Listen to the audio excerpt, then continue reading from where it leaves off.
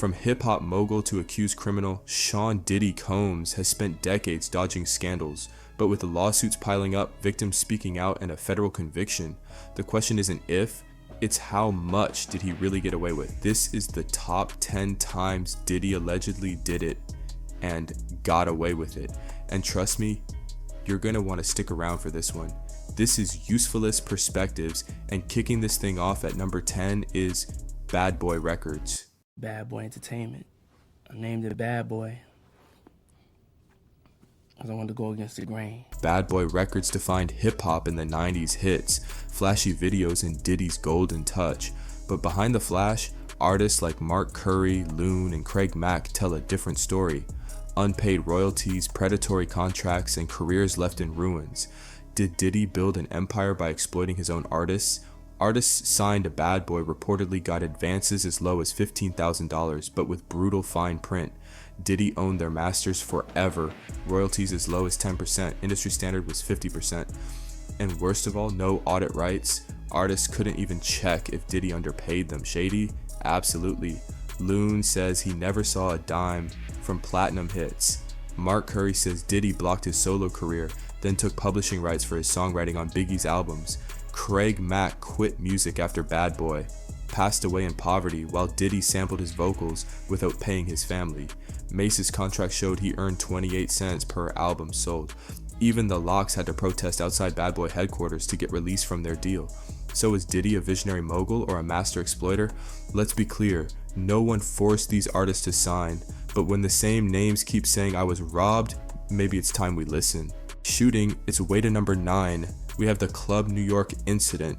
I was absolutely set up to be the fall guy. December 27, 1999, Diddy and Jennifer Lopez's date night ended in gunfire, arrests, and a trial that exposed some of the darkest secrets.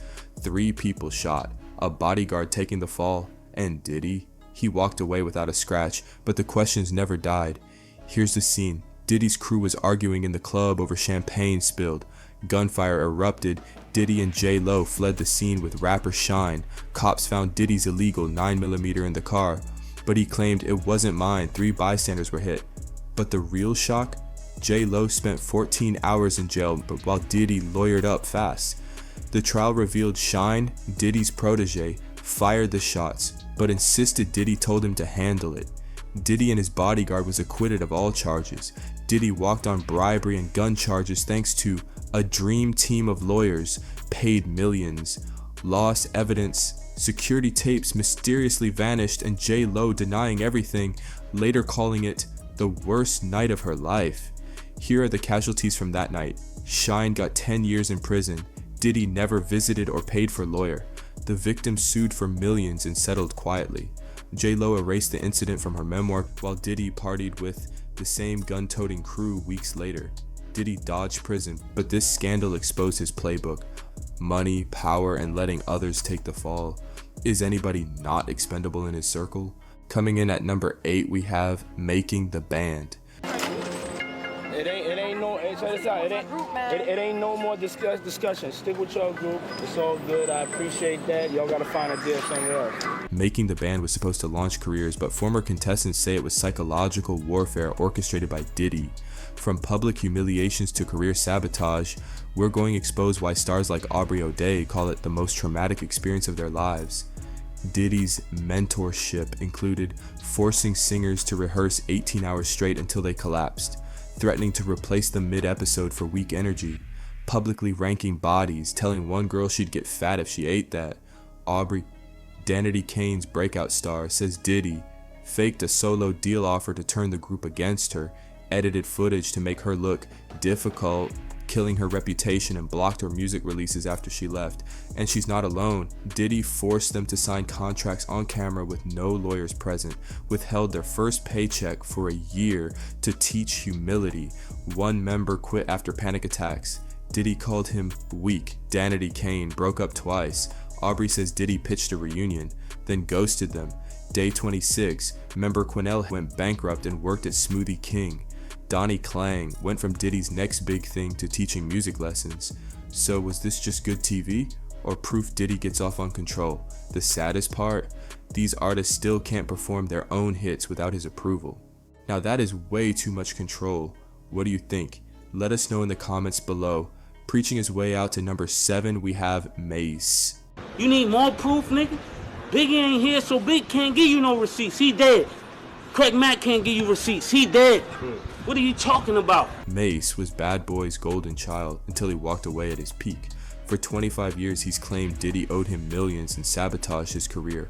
But was this just bad business or outright theft? Mase says his deal was highway robbery. He made $30,000 per album, while Bad Boy made $30 million off his hits. He had no publishing rights. Diddy owned 100% of his lyrics. He was also blocked from leaving, threatened with industry blackballing. In Mase's 2020 interview, he stated he had to become a pastor to escape. And when Mase finally quit in 1999, Diddy allegedly kept his masters hostage, demanding $3 million to buy his own music back. Mase had a 2004 comeback but collapsed because Diddy refused to clear his samples, killing the album. He blocked him from signing with Jay-Z's Rockefeller and ghosted him after promising a new fair deal. After decades of silence, Mase went nuclear. He accused Diddy of stealing $12 million in royalties, claimed Bad Boy lied about streaming numbers, and dared him to show the real accounting books. Mase definitely isn't alone, and after 25 years, one question remains: was this just the game or one of hip-hop's biggest scams? And to think 50 Cent almost signed him. Can you imagine the pettiness? Do you think Mase deserves his millions? Sound off below. Now things are starting to heat up. Coming in at number 6, Tupac and Biggie Murders. Now, it was this documentary that claimed, which we know wasn't true. Yeah, check this out. We don't talk about things that are nonsense. We don't even entertain nonsense, my brother. For nearly 30 years, one explosive theory has haunted hip-hop. Did Diddy have ties to the murders of Tupac and Biggie? From FBI files to a suit for defamation LAPD detective, the rumors won't die, even if the proof did. This feud wasn't just rap beef, it was a war with casualties. November 1994, Tupac was ambushed at Quad Studios, shot 5 times, and immediately points fingers at Diddy, saying he paid the shooters. In September 1996, Tupac was murdered in Vegas, just hours after Knight and him assaulted Orlando Anderson at the MGM Grand. Then in March 1997, Biggie's killer uses the exact same ambush tactic, drive-by shooting. Coincidence or connected hits? Former LAPD detective Russell Poole claimed Diddy orchestrated Tupac's murder to help Biggie's career. Poole died mid-investigation in 2015, officially from a heart attack. His family demanded an autopsy. It never happened. Here's what helped the case go cold. Witnesses murdered Orlando Anderson, alleged pack shooter, killed in 1998. Evidence was lost. LAPD misplaced files, including Poole's notes. And Diddy's power. He could afford the best lawyers. Without a smoking gun, we may never know. But with Diddy now convicted of other crimes, more skeletons may tumble out. Was he a mastermind or just a mogul wrongfully accused? From the shadows of unsolved murders to the spotlight of pop stardom, we're jumping decades ahead to another young superstar Diddy allegedly took under his wing, or some would say under his control. At number 5, we have Justin Bieber.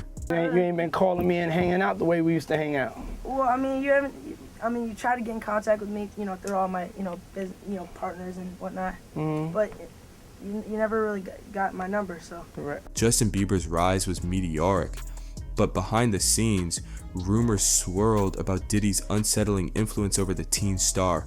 From wild parties to industry control, was Diddy mentoring Justin or manipulating him?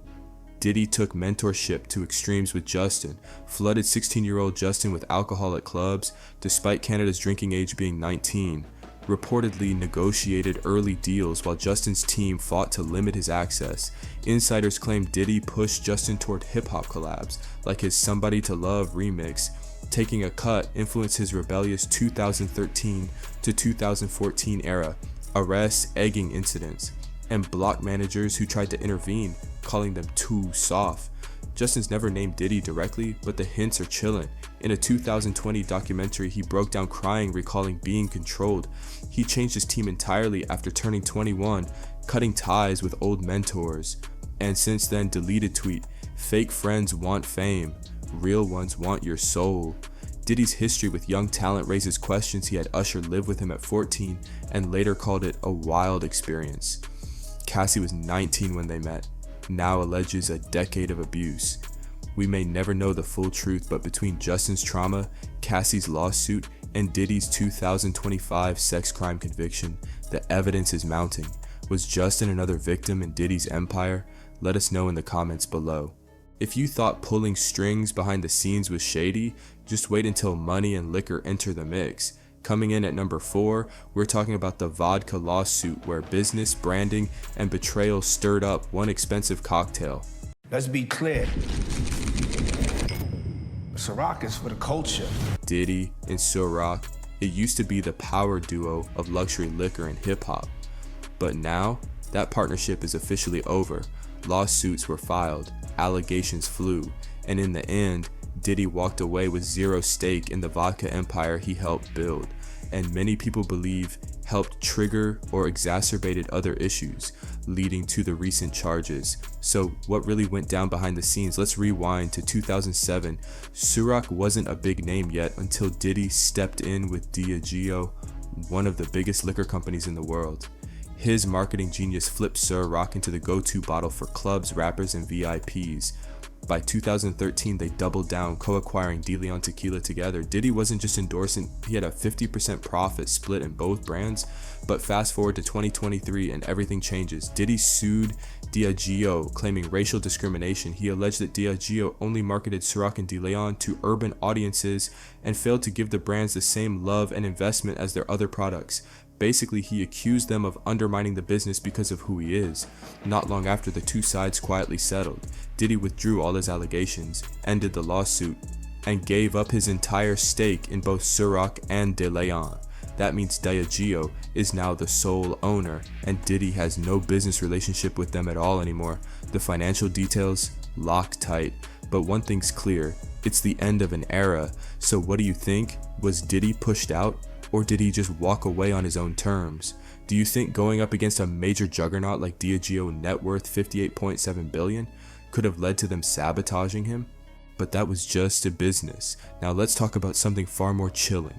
At number 3, we enter darker territory, the mysterious and tragic death of Kim Porter, a chapter that still raises more questions than answers. Kim died from pneumonia, but there's the first coroner's report that said that she died.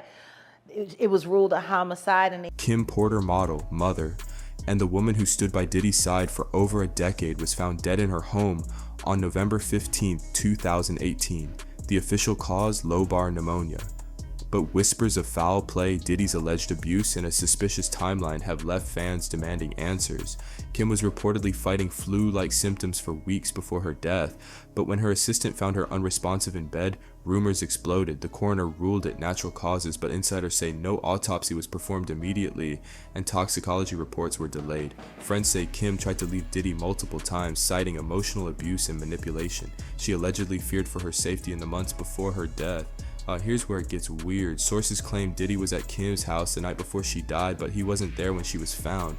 No public memorial service, just a quiet burial. For a woman as famous as Kim, red flag.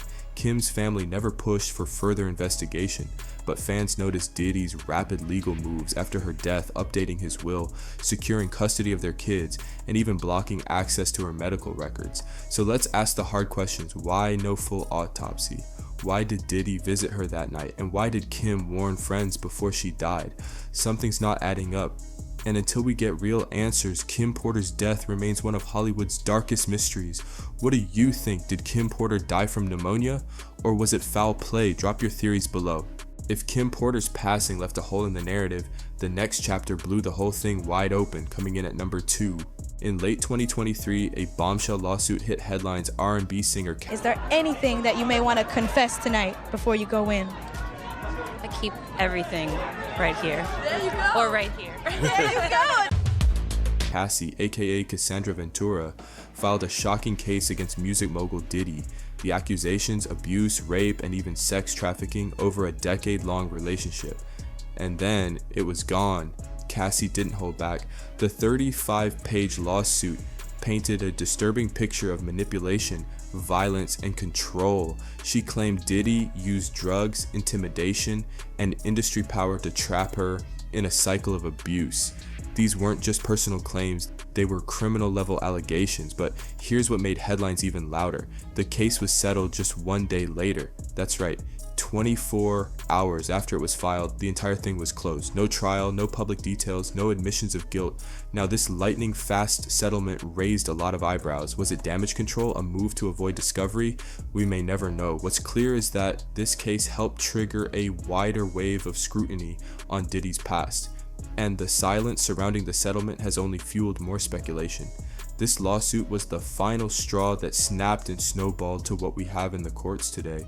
Was justice served or just silenced? Everything we've covered has been building to this. It's happening, y'all. Finally at number 1. It's official. Diddy has just been found guilty in federal court. Count 3, guilty.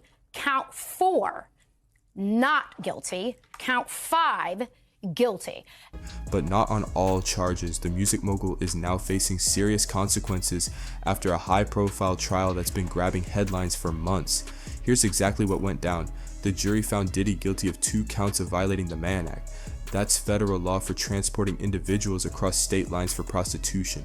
This includes his ex-girlfriend Cassie Ventura and another woman identified only as Jane. However, and this is big, he was acquitted of the more serious charges, racketeering, conspiracy, and sex trafficking. So while he's not facing life behind bars, he's far from walking free. Diddy will stay in custody while awaiting sentencing. The judge denied bail, citing the serious nature of the crimes and potential for a lengthy sentence. Sentencing is still to come, and legal experts say prison time is very likely. Meanwhile, the case has already wrecked Diddy's public image. He stepped down from Revolt TV, lost multiple brand deals, and the fallout is only getting worse. Whether you believe he dodged the worst or finally got held accountable, this trial has left a permanent mark on Diddy's legacy. So, did he do it? The lawsuits say yes, the victims say yes, even a federal jury said partially yes. But with Diddy's empire, power, and NDAs, we may never get the full truth. Some say it's all smoke, others swear there's fire, but now it's your turn. Drop your thoughts in the comments, hit that like button if your jaw hit the floor at least once, and don't forget to subscribe if you think more skeletons are coming, because trust me, this story's far from over. The real question is, how many more victims are out there waiting to speak up? This is Usefulest Perspectives. Thanks for watching and see you next time.